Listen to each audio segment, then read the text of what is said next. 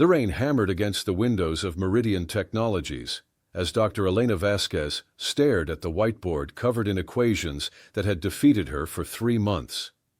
At 36, she commanded a biotech empire worth $8 billion, but the mathematical proof that would unlock her revolutionary cancer treatment remained maddeningly elusive. Behind her, the executive conference room held the weight of desperate expectation. Board members, investors, and her research team, all waiting for the breakthrough that could save millions of lives and secure the company's future. "The protein folding sequence defies conventional modeling," Elena said, her voice carrying the exhaustion of countless sleepless nights. "Every algorithm we've tried hits the same computational wall. The mathematics simply don't exist yet." Outside in the hallway, David Martinez pushed his cleaning cart past the conference room, trying to remain invisible as voices grew heated behind the frosted glass. At 29, he moved through the gleaming corridors of Meridian Technologies like a ghost, emptying trash bins and mopping floors, while the brilliant minds inside shaped the future of medicine. Few people noticed the night janitor with the gentle eyes and careful movements, which suited David perfectly. Invisibility meant job security, and job security meant he could provide for the most important person in his world. "Daddy, why do the numbers look sad?" asked a small voice from beside his cart.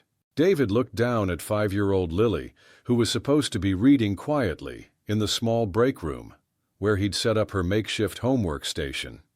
Instead, she stood in the hallway, her honey-colored curls escaping from their ponytails, studying the equations visible through the conference room's glass wall with the intense focus she brought to everything that captured her interest.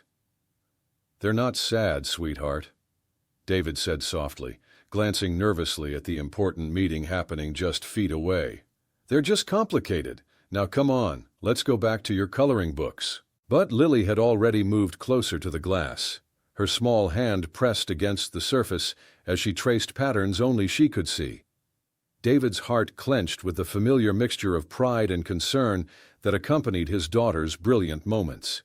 At 5, Lily saw mathematics the way other children saw pictures in clouds, finding connections and patterns that seemed to exist in a language only she understood. "The circles are fighting with the straight lines," Lily observed seriously. "But they don't have to fight. They can dance together if you show them how." David was about to gently redirect her attention when Elena's voice rose sharply from inside the conference room. "We're missing something fundamental. The protein structure has a symmetry that our models can't capture. It's like trying to describe a spiral with only straight lines." Lily's head tilted at the words, her expression shifting to the focused concentration David had learned to recognize. When his daughter looked like that, her mind was working in ways that both amazed and frightened him. At 3, she'd arranged her blocks in perfect mathematical sequences. At 4, she'd corrected the change at the grocery store before David had even noticed the error. Now, at 5, she was studying university-level equations with the same calm attention she gave to butterfly wings. "Daddy," Lily whispered, tugging on his uniform sleeve. "The lady is thinking about this all wrong. The numbers want to be friends, but she's making them stand in lines. They need to hold hands in circles." David felt his stomach drop as several heads in the conference room turned toward the window. Elena Vasquez herself was looking directly at them, her dark eyes sharp with the kind of intelligence that had built an empire. For a moment, the powerful CEO and the 5-year-old girl stared at each other through the glass, two minds separated by age, education, and circumstance, but connected by something David couldn't quite understand. "Sir," came a security guard's voice from behind them. "You can't have children in this area during executive meetings." David turned, his face flushing with embarrassment and fear. Losing this job would mean losing their small apartment, Lily's daycare, the stability they'd fought so hard to build since her mother's death 2 years ago. "I'm sorry, the regular childcare fell through tonight, and I couldn't find a sitter. It won't happen again." Before the security guard could respond, the conference room door opened and Elena Vasquez stepped into the hallway. Up close, she was smaller than David had expected, barely reaching his shoulder, but her presence filled the space with quiet authority. Her black hair was pulled back in a severe bun, and her tailored suit spoke of power and precision. But it was her eyes that caught David's attention, dark and intelligent, currently focused entirely on his daughter. "What's your name?" Elena asked Lily directly, crouching down to the child's eye level with movements that suggested she wasn't entirely comfortable with children. "Lily Martinez," the little girl replied solemnly. "I'm 5 3/4. Daddy works here and I'm very good at being quiet, but sometimes the numbers talk too loud to ignore." Elena's eyebrows rose slightly. "The numbers talk to you?" "Not with words," Lily explained patiently, as if this should be obvious to someone so clearly intelligent. "They show me pictures, like how the circle numbers and the straight numbers in there are trying to tell the same story, but they're speaking different languages." David felt sweat beading on his forehead as Elena's attention sharpened. "And what story are they trying to tell?" Lily looked back at the whiteboard visible through the conference room window, her small brow furrowed in concentration. "They're trying to show how the tiny pieces fit together to make the big piece work, but the lady keeps trying to force them into boxes when they want to dance in spirals." "Lily," David said quietly, "I'm sure Dr. Vasquez is very busy. We should let her get back to her meeting." But Elena held up a hand, her gaze never leaving Lily's face. "No, I'd like to hear more. Lily, when you say the numbers want to dance in spirals, what do you mean?" Lily chewed her bottom lip, the way she always did when trying to translate her thoughts into words adults could understand. "It's like when you try to draw a flower. You can't make a pretty flower by just drawing straight lines up and down. You have to let the lines curve and twist and come back to where they started, but different." Elena's breath caught almost imperceptibly.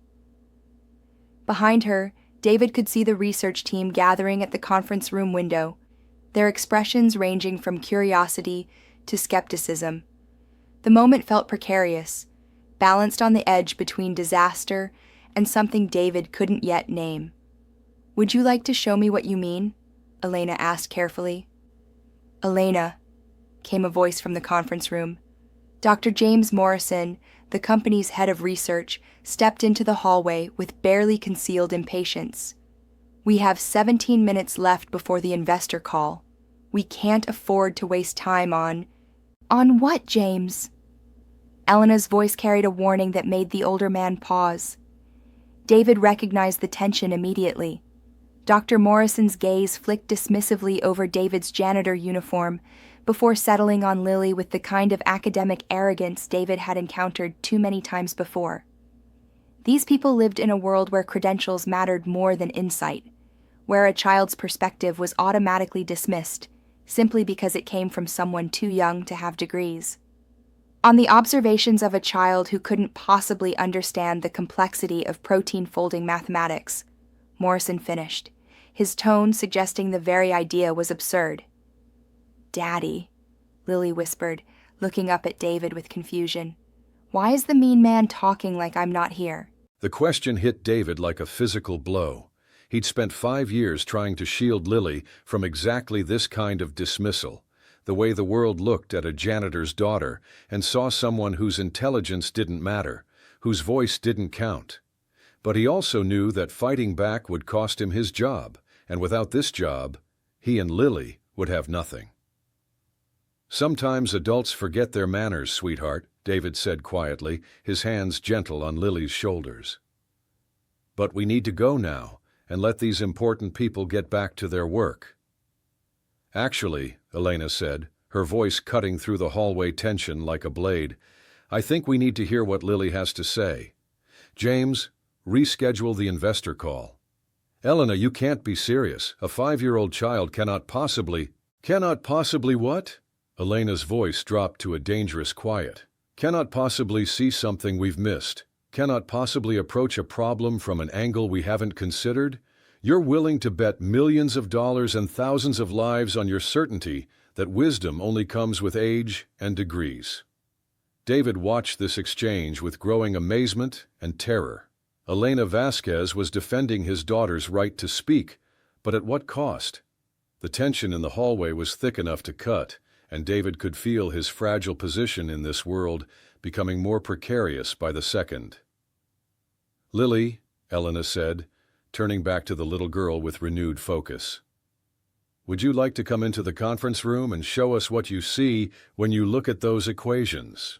Lily nodded solemnly, slipping her small hand into Elena's with the trusting confidence of childhood. As they walked toward the conference room, David trailing behind them like a man walking to his execution, he caught sight of his reflection in the glass walls. A janitor in a cheap uniform, about to watch his 5-year-old daughter attempt to solve problems that had stumped teams of PhD scientists. The conference room fell silent as Elena led Lily to the whiteboard. 12 of the brightest minds in biotechnology watched as a small girl in a cartoon princess t-shirt studied equations that represented years of research and millions of dollars in funding. David remained by the door, acutely aware of the security guards still hovering in the hallway, ready to escort them out the moment this experiment went wrong. "Tell me what you see, Lily," Elena said gently, handing her a marker. Lily accepted the marker with the seriousness of someone receiving a sacred trust. She approached the whiteboard, her small frame dwarfed by the complex equations covering its surface. For a long moment, she simply stared at the mathematical expressions, her head tilting as she studied patterns invisible to everyone else in the room. "The problem is here," she said finally, pointing to a section of equations near the center of the board. "These numbers are trying to fold back on themselves, like when you make a paper airplane, but you're making them stay flat like a pancake." Dr. Morrison snorted softly, but Elena silenced him with a look that could have frozen nitrogen. "Show me," Elena said to Lily. With careful, deliberate movements, Lily began drawing on the whiteboard. Not the complex mathematical notation the scientists expected, but simple circles and curves that somehow seemed to dance around the existing equations. Her small hand moved with surprising confidence, creating patterns that looked almost like children's artwork, but contained a logic that made David's chest tighten with recognition. "See?" Lily said, stepping back from her drawings. "When the protein wants to fold, it's not trying to make a box. It's trying to make a flower that blooms and then closes and then blooms again. The math should look like that too." The silence in the room was absolute. David watched Elena's face as she studied Lily's simple drawings, seeing something shift in the brilliant woman's expression. Understanding, recognition, the kind of breakthrough moment that David had seen in his daughter's eyes countless times, but had never seen reflected back from the adult world. "My God," Elena whispered, moving closer to the whiteboard. "She's describing recursive folding patterns. The protein isn't following linear mathematics at all. It's following topological transformations." "That's impossible," Dr. Morrison protested. "A child can't understand topology." "She doesn't understand topology," Elena said, her voice filled with wonder. "She understands the truth that topology was invented to describe. There's a difference." David felt tears beginning to sting his eyes as he watched his daughter explain concepts that PhD scientists had missed, using the simple language of a child who saw truth without the filter of academic assumption. This was his Lily, the little girl who found mathematical patterns in flower petals and pointed out the inefficiencies in grocery store checkout lines. The child he'd been told was gifted, but had no way to nurture or protect in a world that measured worth by credentials and bank accounts. "Lily," Elena said, kneeling beside the little girl again, "how did you know the protein was trying to fold in patterns instead of lines?" "Because that's what everything does when it's trying to be beautiful and work right," Lily replied matter-of-factly. "Flowers do it, seashells do it, the way water moves in the bathtub does it. Everything in nature knows how to dance in circles that get bigger and smaller and then start over again." Elena turned to her research team, her eyes blazing with excitement. "She's describing Fibonacci spirals," fractal geometry, the mathematical patterns that govern organic growth and folding. We've been trying to force the protein into Euclidean models when it follows organic mathematics. You're suggesting we restructure our entire approach based on a child's drawing? Dr. Morrison asked, his voice tight with disbelief. I'm suggesting we've been thinking about this problem backwards for 3 months, Elena replied sharply, and a 5-year-old just showed us the direction we should have been facing all along. David watched this unfold with a mixture of pride and terror. His daughter had just achieved something extraordinary, but he could see the political undercurrents in the room, the way some team members exchanged skeptical glances. Lily had challenged not just their mathematics, but their entire worldview about where wisdom could be found. "Daddy," Lily said suddenly, looking back at David with concern. "Why are you crying?" David realized tears were indeed streaming down his face. He quickly wiped them away, crossing the room to kneel beside his daughter. "I'm crying because I'm proud of you, sweetheart. You helped these smart people with a very difficult problem." "Are they going to be able to help sick people now?" Lily asked, her 5-year-old mind cutting straight to the heart of what mattered. "I think they might," David said, his voice thick with emotion. "I think you might have helped them save a lot of people." Elena approached them, her expression softer than David had seen since this encounter began. "Lily, what you did tonight was very special. You saw something that none of us could see, even though we've been looking at it for months." "Will you fix the medicine now?" Lily asked seriously. "We're going to try," Elena promised. "But first I need to ask your daddy something important." David felt his stomach clench as Elena's attention turned to him. "Sir, I need to know more about Lily's mathematical abilities. This isn't the first time she's demonstrated insights like this, is it?" David shook his head, suddenly aware of how inadequate his response must seem to someone of Elena's stature. "She's always been good with numbers and patterns. Her teachers say she's gifted, but we can't afford special programs or tutoring. I do my best to encourage her, but I'm not educated enough to really understand what she needs." "What's your background?" Elena asked, and David braced himself for the moment when she would realize exactly how far below her station he truly was. "High school diploma. I was studying engineering at community college before Lily's mother got sick." David forced himself to meet Elena's eyes. "When Maria died, I had to drop out to take care of Lily. This job has good benefits and steady hours, so I can be home with her in the mornings and evenings." Elena nodded slowly, processing this information without judgment. "And Lily's mother?" "Maria was brilliant," David said softly. "She had a master's degree in mathematics before she switched to teaching elementary school. She said numbers were beautiful, but children were magic." His voice caught slightly. "Lily gets her gift from her mother." "No," Elena said firmly. "Lily gets her gift from both parents. The ability to see mathematical truth is inherited, but the wisdom to express it simply comes from being raised by someone who values understanding over ego." The words hit David like a physical blow, not because they hurt, but because they carried a recognition he'd never expected to receive from someone in Elena's position. Before he could respond, Dr. Morrison cleared his throat impatiently. "Elena, we still have the investor call to consider and the board meeting tomorrow morning.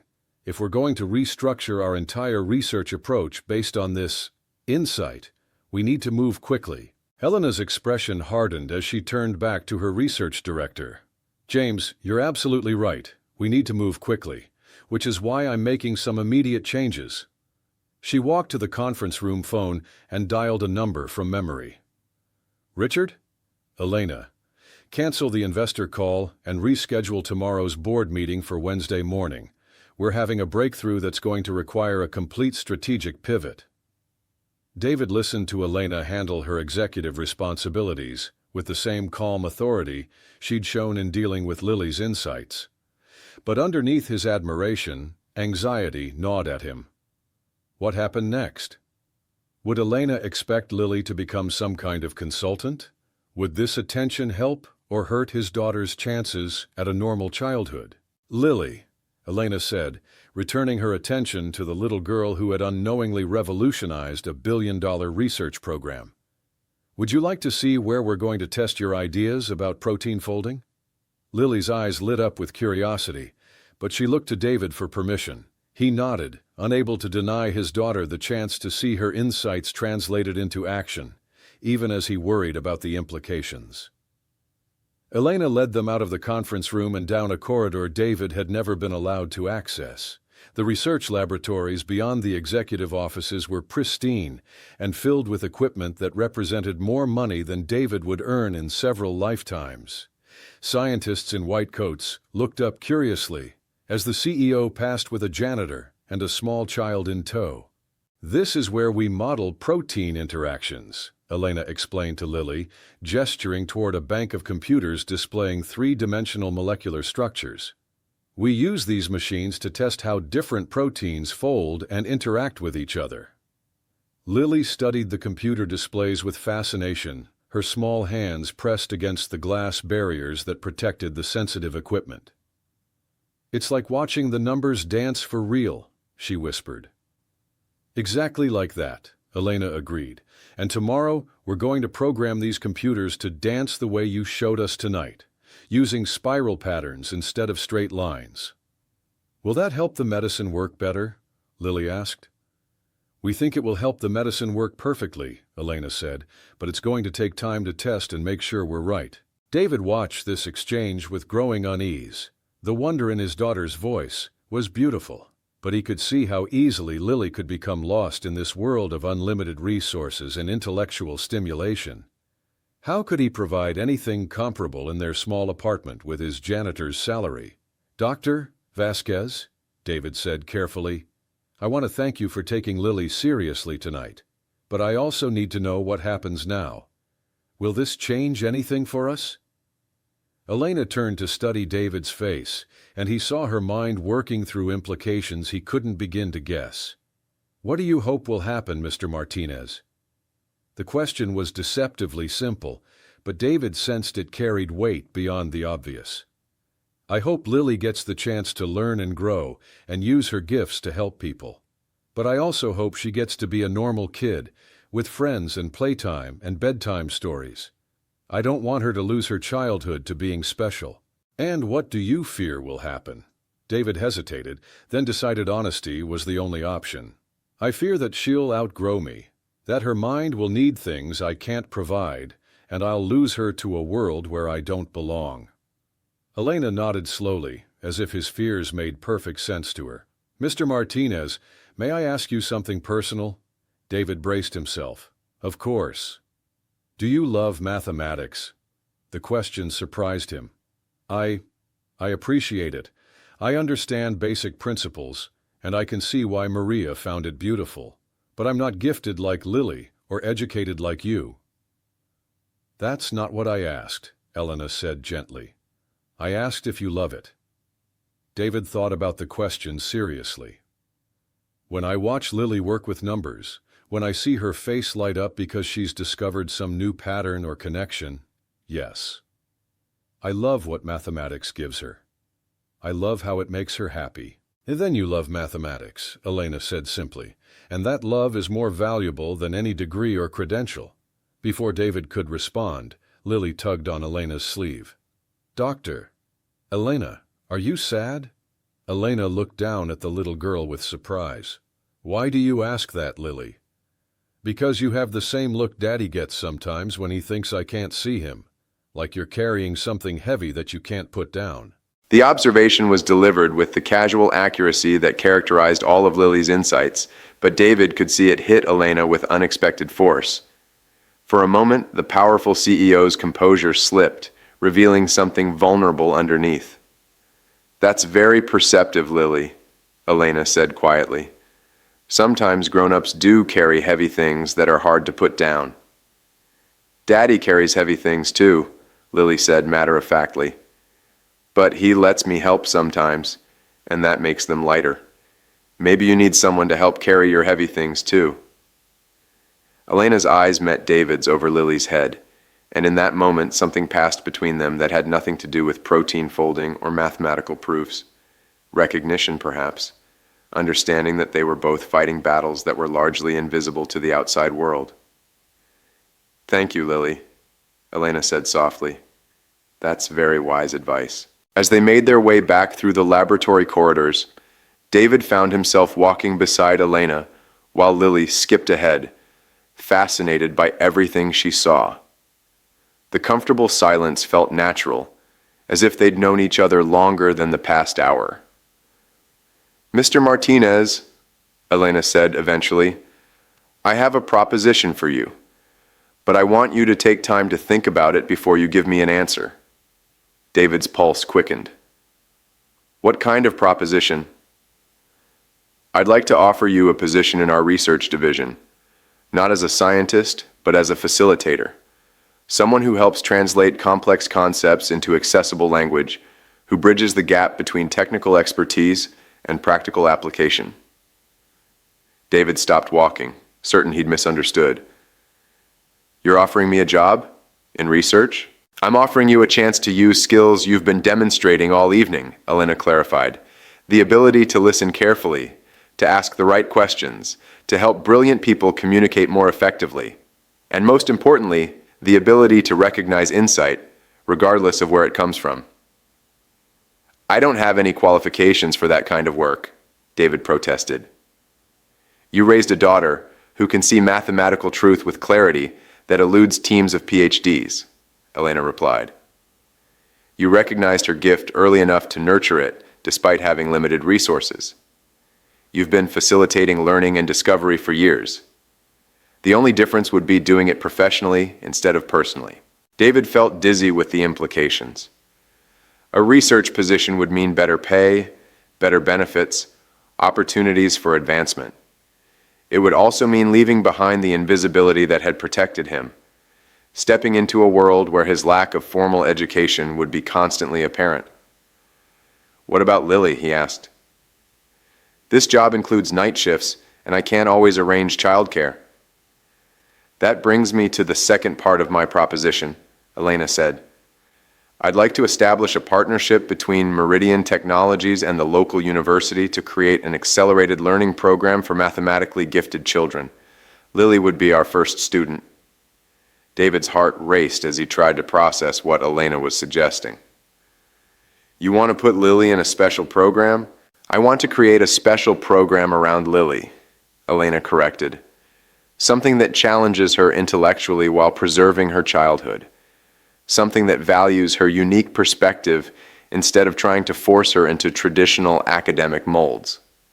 They had reached the conference room, where this entire encounter had begun. Through the glass walls, David could see the research team still gathered around the whiteboard, studying Lily's simple drawings with intense focus.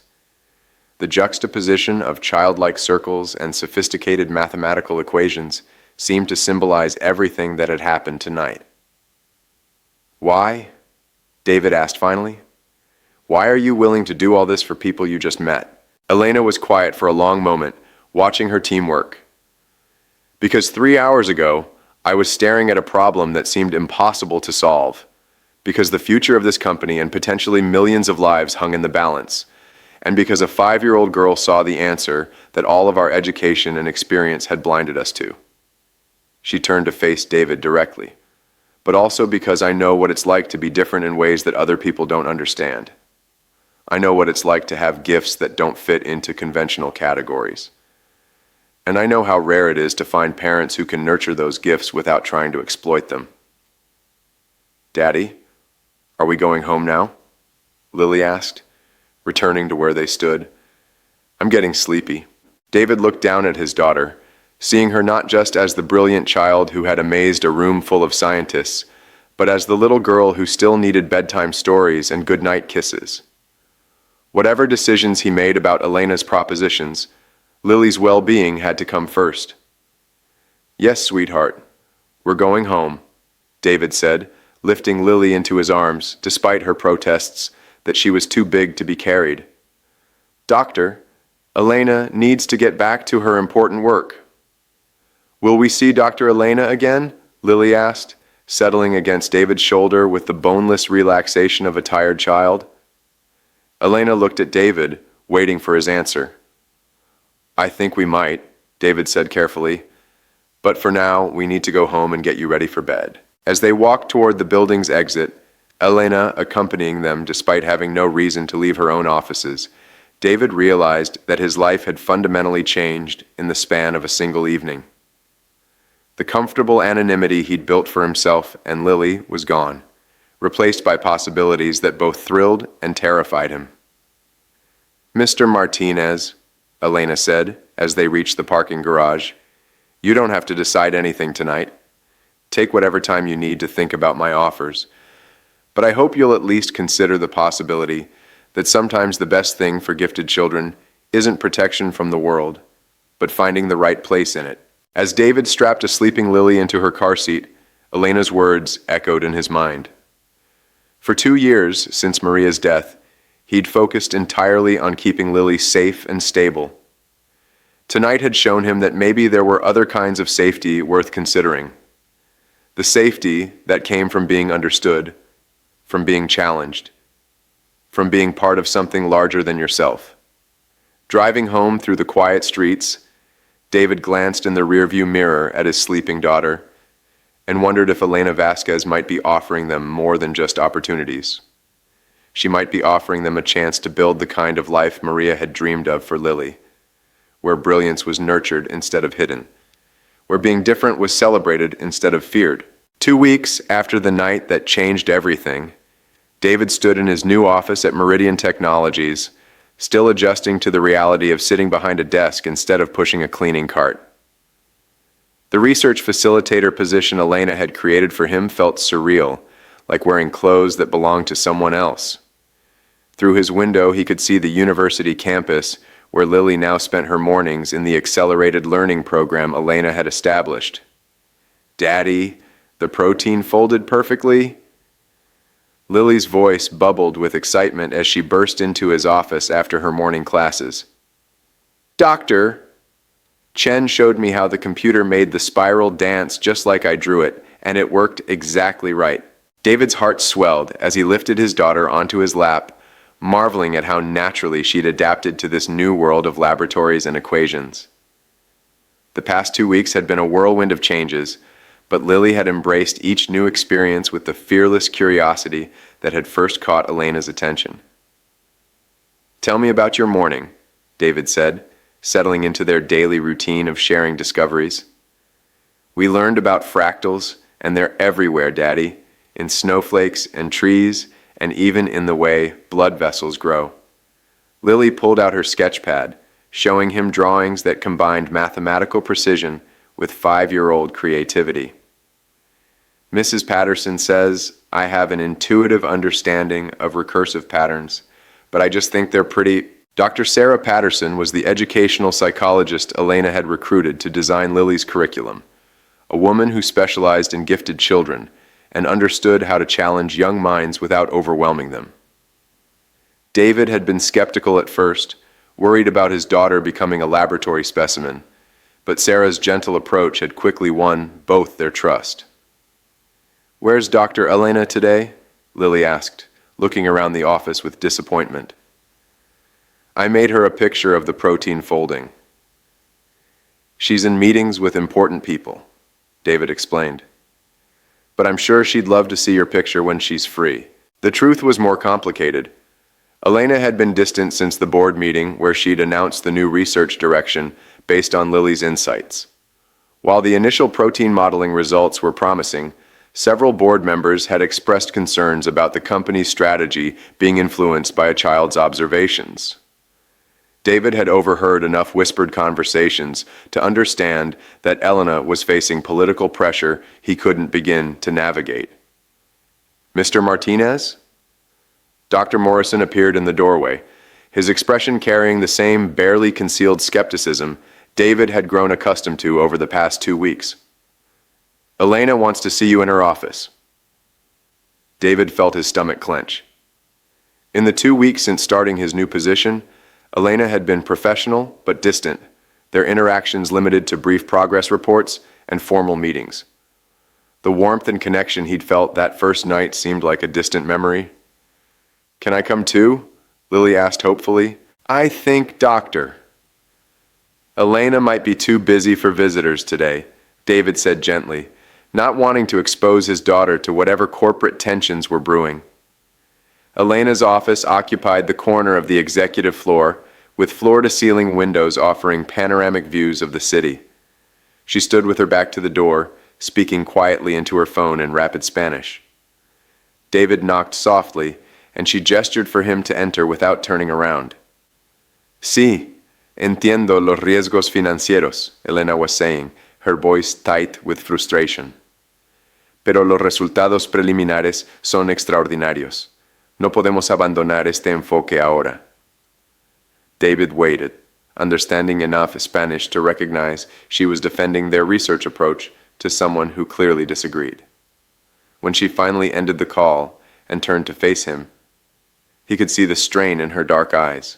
The board is having second thoughts, Elena said without preamble. The investors are nervous about our pivot to recursive protein modeling. They want to see concrete results before the next quarterly review. How much time do we have? David asked. 6 weeks. If we can't demonstrate a viable cancer treatment prototype by then, they're pulling funding for the entire program. Elena moved to her desk, shuffling through reports with controlled agitation.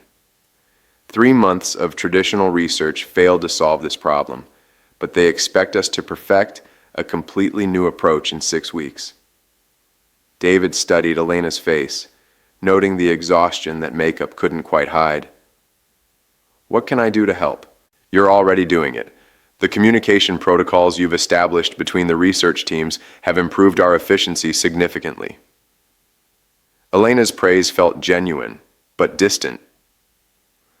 The scientists are actually talking to each other now instead of competing for individual recognition. That's not what I meant, and you know it. Elena looked up at him, surprise flickering across her features. What did you mean? I meant, how can I help you? You've been carrying this entire burden alone, and it's destroying you. David took a step closer, lowering his voice. 2 weeks ago, you took a massive risk to help my daughter. Now you're fighting to save your company because of decisions you made to protect her insights. The least I can do is offer support. For a moment, Elena's professional mask slipped, revealing the vulnerable woman underneath. David, you don't understand the forces we're dealing with. This isn't just about science anymore. It's about money and power and corporate politics that could destroy everything we've built. Then explain it to me, David said simply. Help me understand what we're fighting against. Elena hesitated, then gestured for him to sit in the chair across from her desk. The board members who are pushing back aren't just concerned about Lily's age. They're concerned about the precedent it sets. If a 5-year-old can revolutionize our research direction, what does that say about the value of their advanced degrees and years of experience? It says that truth doesn't care about credentials, David replied. Exactly, which threatens the entire hierarchy this company is built on. Elena leaned back in her chair, studying David's face. Dr. Morrison has been quietly lobbying board members to return to conventional modeling approaches. He's convinced them that our current direction is too risky, too unpredictable. Because it came from Lily. Because it came from outside the established academic framework, Elena corrected. If the same insights had been presented by a tenured professor from MIT, they'd be hailing it as revolutionary, but because they came from a janitor's daughter, they're seen as unreliable. David felt anger rising in his chest, not just for Lily, but for Elena, who was risking everything to defend principles that others saw as inconvenient. What happens if they pull the funding? The cancer treatment research stops. Lily's educational program gets canceled. Your position gets eliminated. Elena's voice carried the weight of inevitable consequences. And I probably get replaced by someone more willing to follow traditional approaches. The implications hit David like a physical blow. Not just the loss of opportunities, but the message it would send to Lily about the value of her gifts, about whether the world was ready for her kind of thinking. There has to be something we can do, David said. We can prove them wrong, Elena replied. We can develop a working prototype in 6 weeks and demonstrate that Lily's approach doesn't just work in theory, it works in practice, with real applications that can save real lives. Is that possible? Elena's smile was grim but determined. It has to be, because the alternative is accepting that innovation only counts when it comes from the right sources. And I refuse to teach your daughter that lesson. That evening, David found himself staying late in the research laboratories, watching the overnight team work with the new protein folding models. Elena had been right about one thing. The mathematical approach Lily had suggested was producing results that exceeded everyone's expectations. The recursive patterns were yielding protein structures that conventional methods had never achieved. Remarkable, isn't it? Dr. Patterson appeared beside him, studying the computer displays with professional fascination. I've worked with gifted children for 20 years, but I've never seen mathematical intuition quite like Lily's. Is she happy? David asked, the question that had been haunting him for weeks. Really happy? Not just intellectually stimulated? She's thriving, Sarah assured him.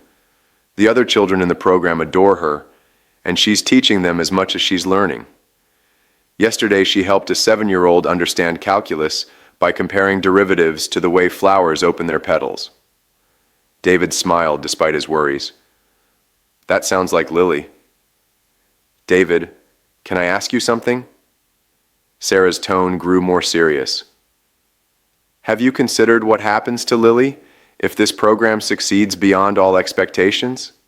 If she becomes known as the child who revolutionized cancer research? The question David had been avoiding crystallized in the quiet laboratory. You think the attention would be harmful?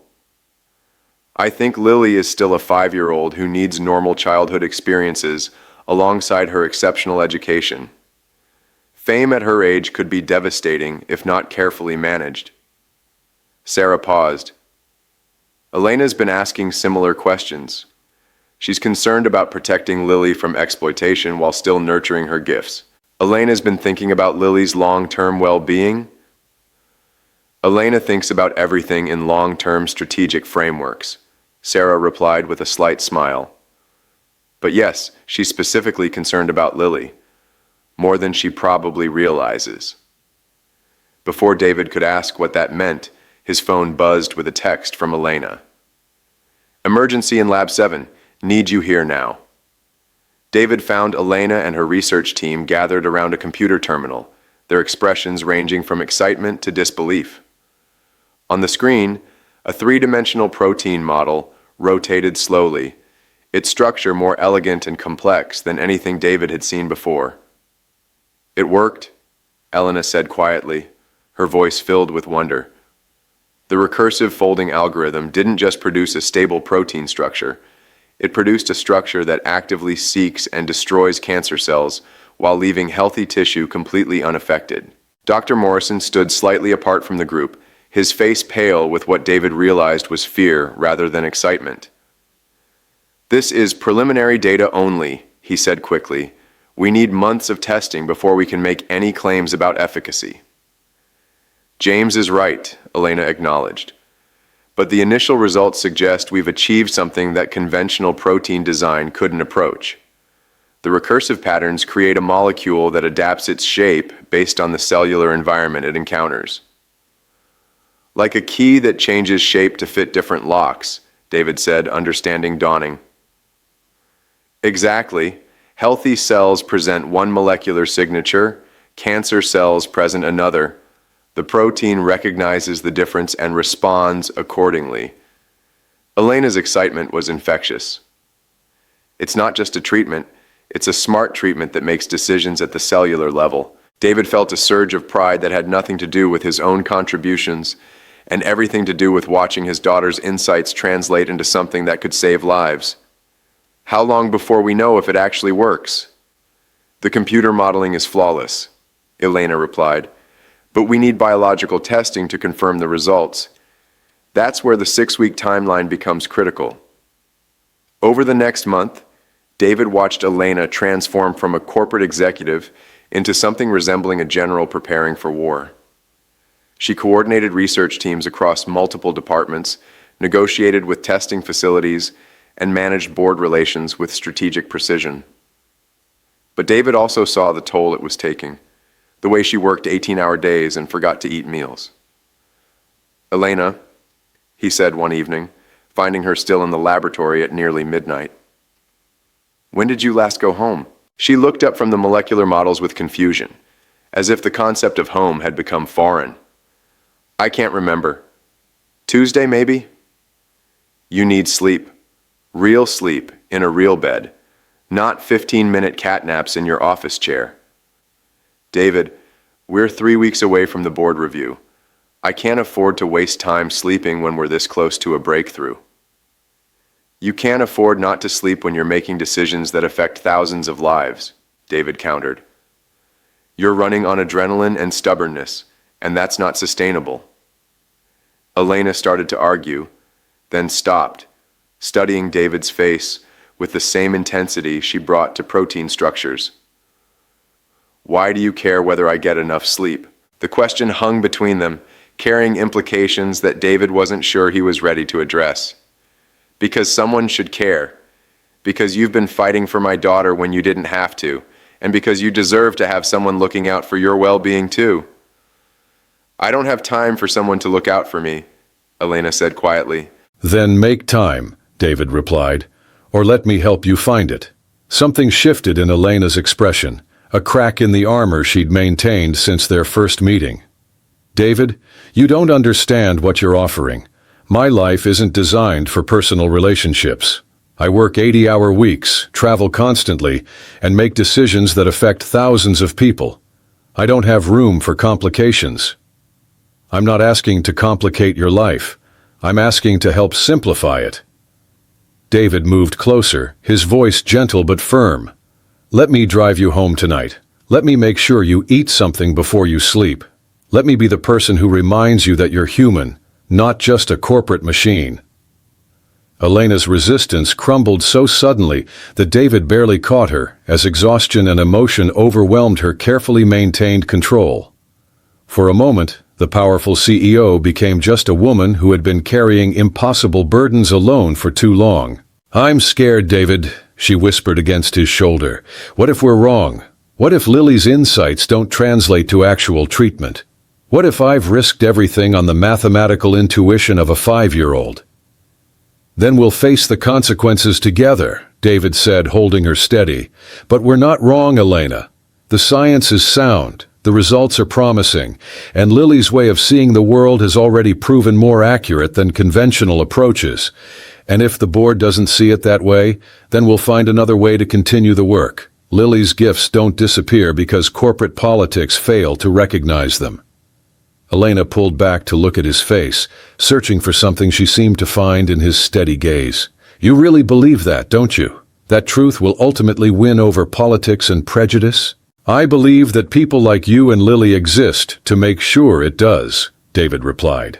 "And I believe that sometimes the most important battles are worth fighting, even when the odds seem impossible." Elena leaned into him again, and David felt something fundamental shift between them. Not just attraction or gratitude, but recognition of shared purpose and compatible strength. They were both protectors, both fighters, both willing to sacrifice personal comfort for principles that mattered. "Take me home, David," Elena said quietly. "Help me remember how to be human for a few hours." As they drove through the quiet city streets, Elena sleeping peacefully in the passenger seat, David realized that somewhere in the midst of protecting Lily and fighting for their research, he had found something he'd never expected to find again. Not just love, but partnership with someone who understood that some things were worth any sacrifice. 2 days before the critical board meeting, the biological test results arrived. The boardroom fell silent as Elena placed the test results on the conference table. David stood near the back wall, his heart pounding as he watched 12 of the most powerful people in biotechnology study the data that would determine their fate.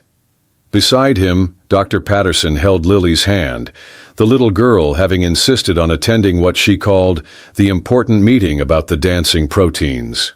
The biological testing confirms our computer models, Elena began, her voice steady despite the magnitude of the moment. The recursive protein structure doesn't just target cancer cells with unprecedented precision.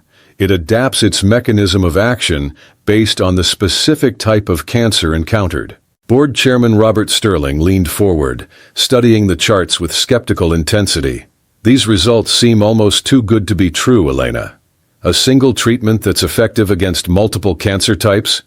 The protein's adaptive properties allow it to recognize and respond to different cellular markers, Elena explained. Instead of designing separate treatments for different cancers, we've created a treatment that designs itself for each situation. Dr. Morrison cleared his throat, his expression grim. While the results are indeed promising, we must consider the unconventional source of this breakthrough. Basing a multi-billion-dollar treatment on the insights of a 5-year-old child raises serious questions about our scientific credibility. David felt anger flash through him, but before he could respond, Lily stepped forward with the fearless confidence that had started this entire journey. "Excuse me," she said politely, her small voice carrying clearly in the hushed room, "but the proteins don't care how old I am. They just care about the math being right." Several board members smiled at her directness, but Sterling's expression remained stern.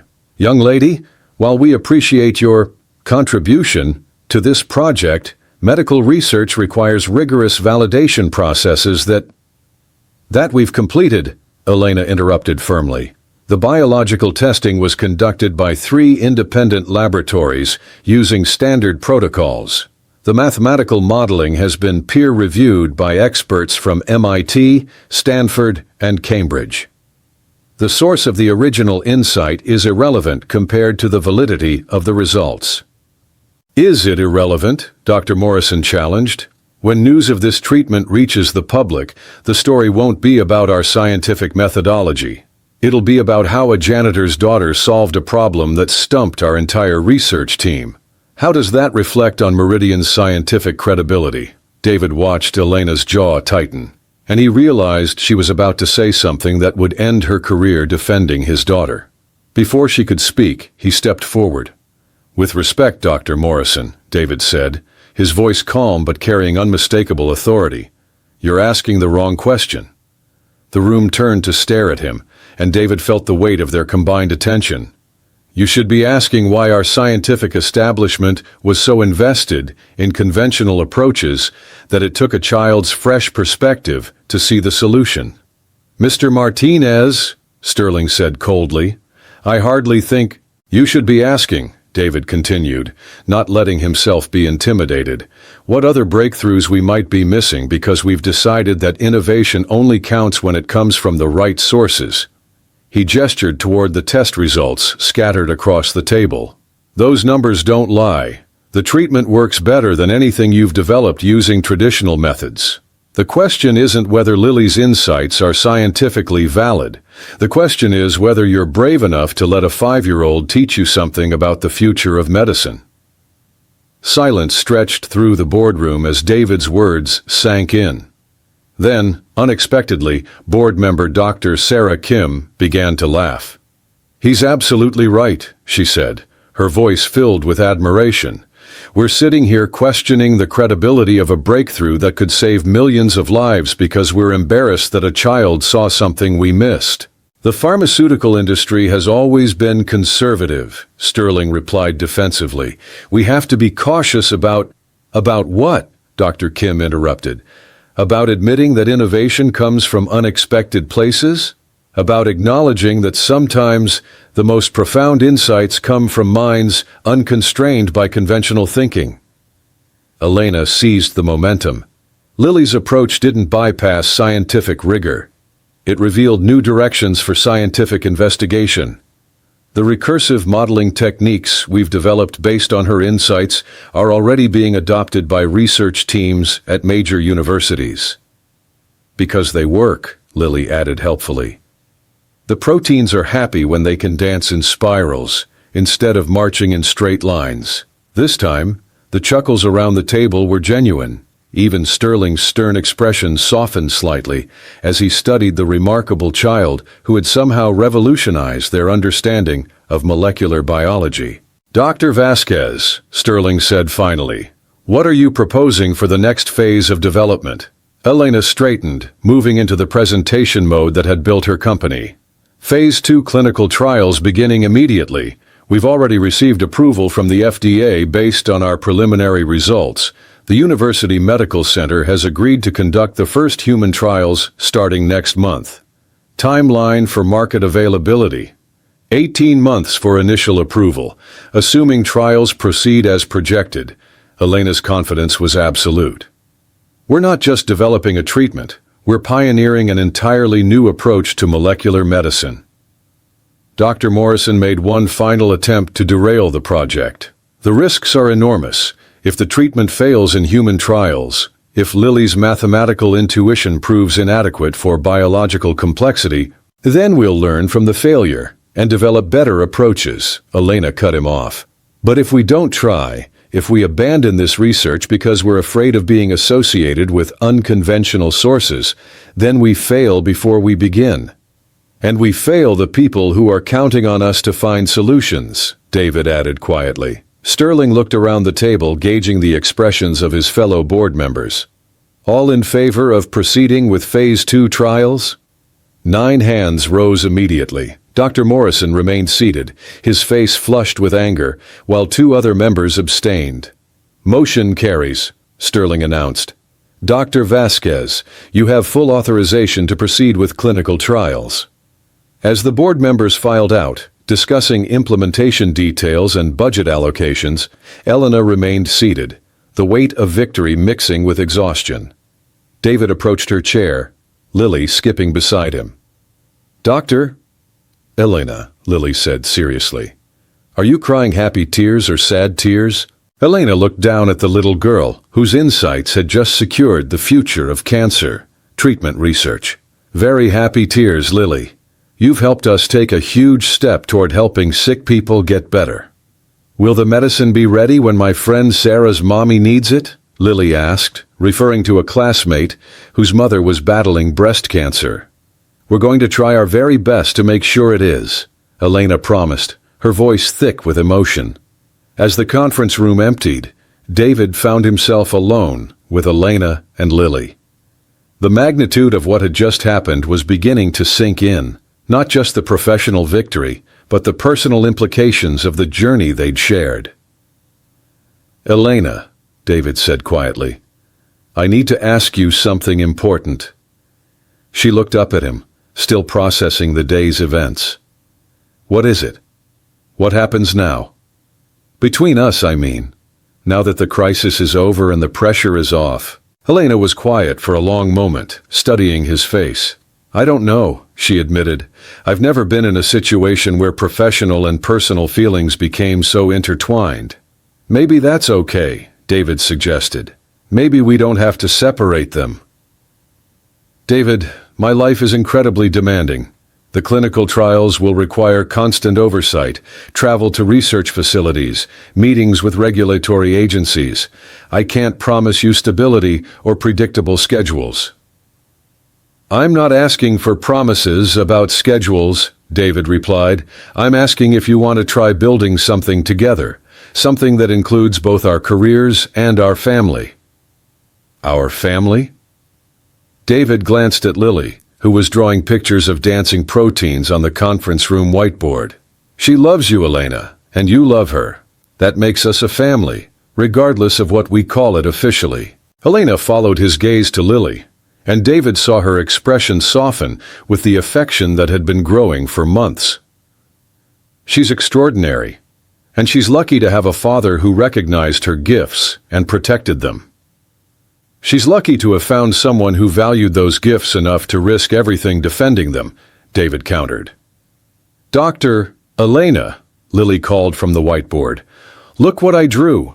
It's you and Daddy and me, but we're all made of spirals because spirals are stronger than straight lines." Elena approached the whiteboard, studying Lily's artwork with the same intensity she brought to molecular models. The drawing showed three figures constructed entirely of interconnected spirals, their mathematical curves creating both individual identity and unified structure. "It's beautiful, Lily," Elena said softly, "and very wise. Spirals can bend without breaking," Lily explained seriously, "and they can grow bigger or smaller, but they never lose their shape.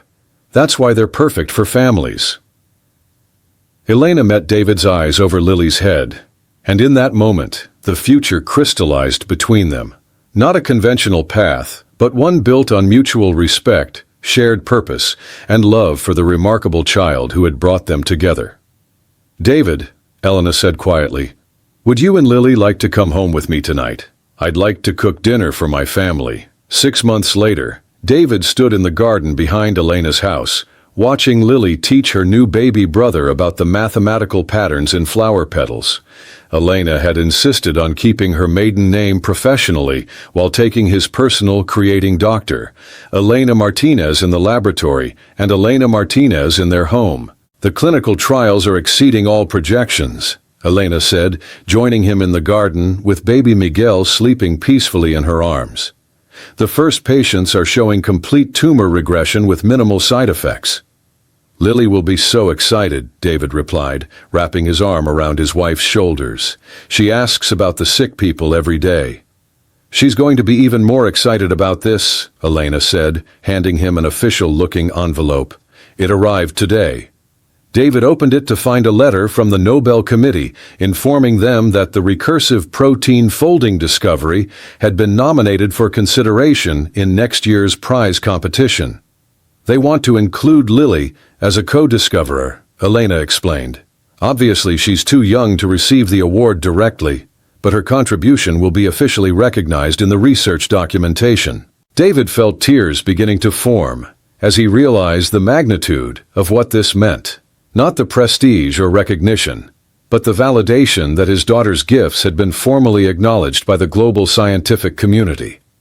"Daddy, why are you crying?" Lily asked, looking up from her flower examination.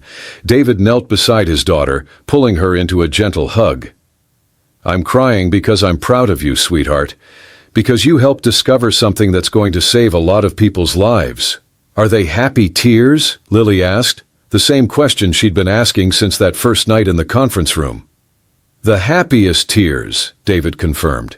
"Happy tears because you're brilliant and kind and brave enough to share your gifts with the world." Lily smiled, then turned her attention to baby Miguel. "When he's bigger, I'll teach him about spirals too, and maybe he'll see patterns that we can't see." Elena laughed, the sound filled with joy and contentment. "I'm sure he will. With you as his teacher and examples from both his parents, he'll probably revolutionize some field we haven't even invented yet." As the afternoon sun filtered through the garden, casting dancing shadows that reminded David of Lily's first drawings of protein folding, he reflected on the journey that had brought them here. What had begun as a chance encounter between a brilliant CEO and a janitor's gifted daughter had evolved into something none of them could have predicted. "Do you ever miss the old life?" Elena asked quietly, recognizing his contemplative mood. "The simplicity of just you and Lily, without all the complexity of clinical trials and Nobel nominations." David considered the question seriously. "I miss the quiet sometimes, but I don't miss the fear that Lily's gifts would go unrecognized or undeveloped. And I definitely don't miss feeling like we were facing the world alone." "We're not alone anymore, are we?" Elena said, her voice soft with contentment. "No," David agreed, watching Lily explain mathematical concepts to a baby too young to understand anything except the love in her voice. "We're definitely not alone anymore." That evening, as they gathered around the dinner table that had become the center of their unconventional family, Lily made an announcement that surprised them all. "I've been thinking about the next problem we should solve," she said seriously, her 5-year-old mind already moving beyond the breakthrough that had changed their lives. "Mrs. Patterson told me about children who can't learn to read because their brains work differently. I think there might be mathematical patterns that could help them." Elena and David exchanged glances, recognizing the familiar spark in their daughter's eyes. The same curiosity and compassion that had revolutionized cancer research was already focusing on new challenges. "That sounds like a wonderful project to explore," Elena said encouragingly. "But remember, you're still just 5 years old. You have plenty of time to solve the world's problems." "I know," Lily replied matter-of-factly. "But the problems don't know they're supposed to wait for me to grow up. And besides, Daddy taught me that when you can help people, you should help people." David felt his heart swell with love and pride as he looked around the table at his extraordinary family. Elena, brilliant and driven, but now softened by love and motherhood. Baby Miguel, sleeping peacefully in his carrier, unaware that his future held unlimited possibilities. And Lily, still his little girl, but already changing the world one mathematical insight at a time. "You're absolutely right, sweetheart," David said, reaching across the table to touch his daughter's hand. "When you can help people, you should help people. And I think our family is pretty good at helping people." "The best kind of family," Lily agreed solemnly. "The kind that makes the world more beautiful with math and medicine and love." As David tucked Lily into bed that night, she looked up at him with the same serious expression that had first caught Elena's attention in that conference room so many months ago. "Daddy," she said quietly, "are you happy we found Dr. Elena?" "I'm happy we found each other," David replied, smoothing her curls away from her face. "All of us together." "Me too," Lily yawned, settling into her pillow. "Tomorrow I'm going to draw pictures of how reading patterns might dance like protein spirals." "Sweet dreams, my brilliant girl," David whispered, kissing her forehead. As he turned off the lights and headed toward his own room, where Elena waited with baby Miguel and plans for their future, David reflected on the unexpected path that had led them here. He'd started as a janitor, trying to protect his gifted daughter from a world that might not understand her. Now he was part of a family dedicated to making sure no child's gifts went unrecognized. No problem remained unsolved when love and mathematics combined to light the way forward. Sometimes the most important equations weren't found in laboratories or textbooks, but in the simple arithmetic of two broken families, adding up to something whole, beautiful, and infinitely full of possibility.